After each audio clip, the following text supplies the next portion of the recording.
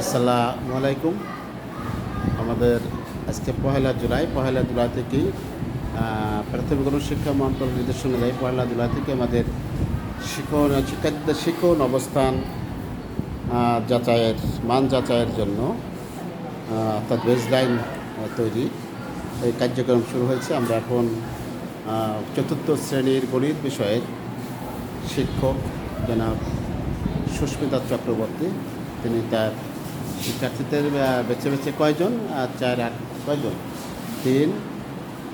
কয়জন মোট 11 জনের আজকে শিক্ষণ দক্ষতা এবং শিক্ষার্থীর অবস্থান যাচাই করছেন। আমি সাথে আছি প্রধান শিক্ষক হিসেবে।